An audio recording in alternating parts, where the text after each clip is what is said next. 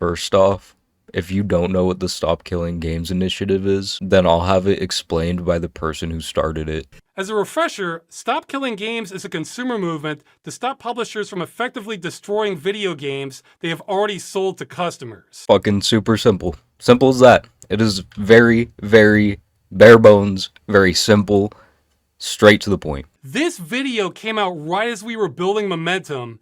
Then, except for one boost in Germany, the signatures started drying up like clockwork. Basically, this guy Pirate Software saw the initiative and he said to himself, So for those who don't understand, the Stop Killing Games initiatives is basically we don't want single-player games No. to have DRM that the developers can turn off and thus render the single-player games inactive anymore.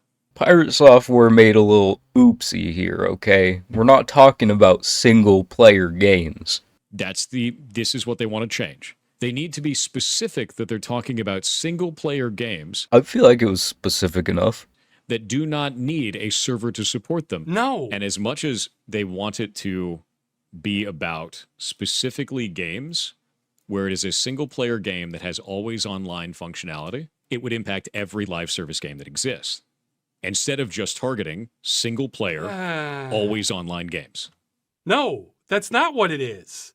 Stop Killing Games includes single-player games, but nothing about it is specific to them. He completely made that up, and I have no idea where he got that impression. It's the first line on the website. Stop Killing Games is a consumer movement started to challenge the legality of publishers destroying video games they have sold to customers. But the movement includes all this stuff from earlier, and he was mostly talking about the initiative. So I think what he got confused about is that The Crew, which is the main subject of Stop Killing Games right now, because it's just like the biggest example, because there's a huge lawsuit, that game was online single player no matter what, and everybody was mad when it got shut down. I think what he's saying is it would be pointless to keep servers going for a single player game, which it is unfortunate when they make a single player game online, but no, that's not what we're talking about specifically. What Accursed Farms is saying is that publishers and developers should have a end of life plan for a game for what they're gonna do when it comes to the end of its life. And he doesn't understand that, and you'll see later he doubles down. Well, the short version is the initiative is about requiring publishers to have end-of-life plans for games they've sold to customers in the future. So when they shut them down, customers can continue running them without their support. So that's one thing Thor doesn't understand, but he also seems to think this is about converting multiplayer games to single player. Transitioning an entire multiplayer server-side game into a single-player video game, which means rebalancing the entire experience around single player, rebuilding everything in the entire game. How are you going to do that with Final Fantasy XIV? You're just going to make all the raids soloable? Okay, now what the fuck are you talking about? Where the fuck did you get this from? What crack are you smoking? He's taking a page out of Joe Rogan's book here, and he's speaking a whole lot of hoopla. This went from embarrassing to shitstorm. It's like he just shit his pants in front of all of his classmates. Embarrassing. This guy must either hate himself or work for EA. Or I guess that's pretty much the same thing nowadays. Imagine the day that World of Warcraft shuts down, and suddenly you have to make it a single-player game for every individual that ever bought the game. That's what they're asking. What the fuck is he on, dude? What is he talking about? No. Because they would have to sunset live service games as a single-player experience.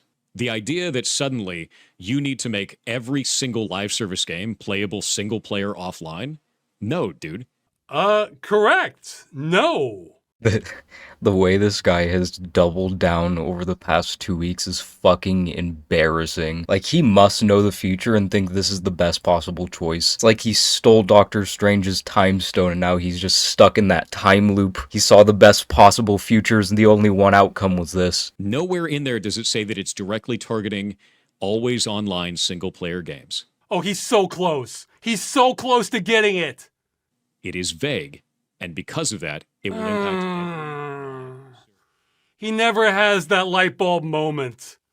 Matter of fact, it's been 2 weeks and his light bulb is still dim as fuck. Never clicked. But this video is about the Stop Killing Games initiative and it is very important. It actually has just surpassed 1.2 million and hopefully it reaches the full 1.4 million just to double check, because he said there's a lot of fake signatures on there that are bringing the quality of the signature list down. Every time somebody makes a mistake when they sign the initiative, their signature gets invalidated.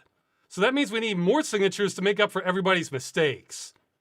So in this case, we need to pick up the slack for the people who literally can't write their own name properly.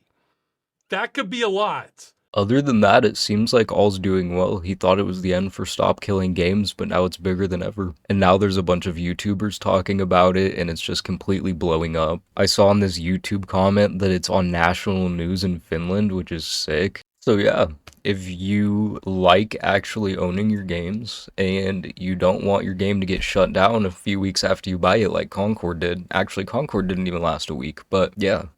And if you live in the EU or the UK, then go to the description and sign up for this initiative. Peace.